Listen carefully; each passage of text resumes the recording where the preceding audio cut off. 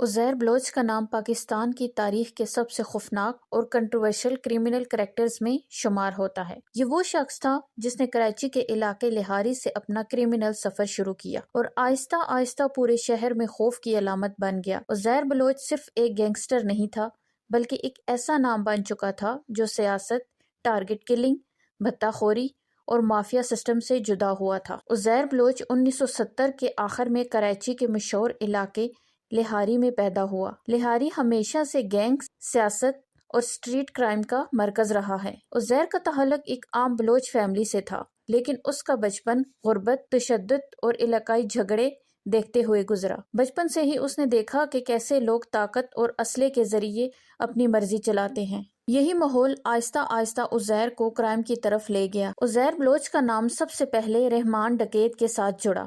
رحمان ڈکیت لہاری کا سب سے بڑا گینگسٹر تھا اور عزیر اس کا قریبی ساتھی۔ بعد میں رائٹ ہینڈ بن گیا۔ رحمان ڈکیت کے ساتھ رہ کر عزیر نے گینگ چلانا، ٹارگٹ کلنگ، بھتہ لینا اور علاقے پر قبضہ کرنا سیکھا۔ رحمان ڈکیت کے قتل کے بعد لہاری میں پاور کا خلا پیدا ہو گیا اور اسی خالی جگہ کو عزیر بلوچ نے بھر دیا۔ رحمان ڈکیت کے مرنے کے بعد عزیر بلوچ نے لہاری گینگ وار کی کمانڈ سنبھال لی۔ اب عزیر صرف ایک گینگسٹر نہیں بلکہ پورے علاقے کا باس بن چکا تھا۔ اس کا خوف اتنا زیادہ تھا کہ لوگ اس کا نام لینے سے بھی ڈرتے تھے۔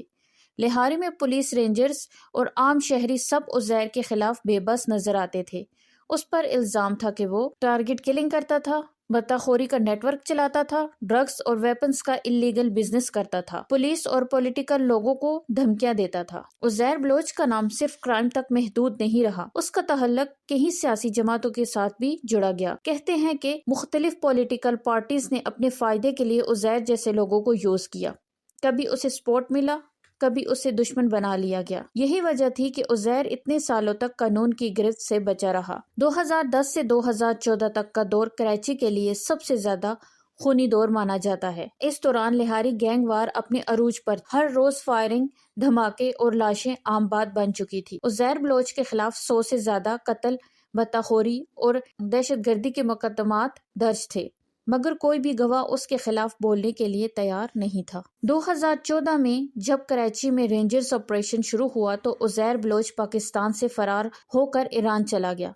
لوگ سمجھ رہے تھے کہ اب وہ کبھی واپس نہیں آئے گا، مگر قسمت کو کچھ اور ہی منظور تھا۔ 2016 میں ایرانین اتھارٹیز نے عزیر بلوچ کو گرفتار کر لیا اور بعد میں اسے پاکستان کے حوالے کر دیا گیا۔ یہ خبر پورے ملک میں آگ کی طرح پھیل گئی۔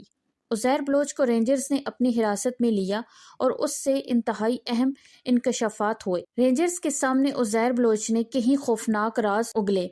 اس نے قبول کیا کہ وہ سیاست دانوں کے لیے قتل کرتا رہا۔ ٹارگٹ کلنگ کے آرڈرز اوپر سے آتے تھے۔ کراچی میں تشدد پلان کے تحت پھیلایا گیا۔ یہ بیانات پاکستان کی سیاست اور سیکورٹی سسٹم کے لیے ایک بڑا جھٹکا تھا۔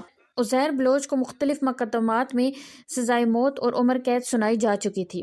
وہ اس وقت جیل میں بند ہے اور اس کے کرمنل امپائر بالکل ختم ہو چکا ہے۔ آج لہاری میں امن کا ماحول پہلے سے بہتر ہے، مگر عزیر بلوچ کا نام اب بھی لوگوں کے ذہنوں میں خوف کی علامت پیدا کر دیتا ہے۔ عزیر بلوچ کی کہانی ہمیں یہ سبق دیتی ہے کہ جرم، طاقت اور سیاست کا غلط استعمال آخر کار تباہی کی طرف لے ہی جاتا ہے۔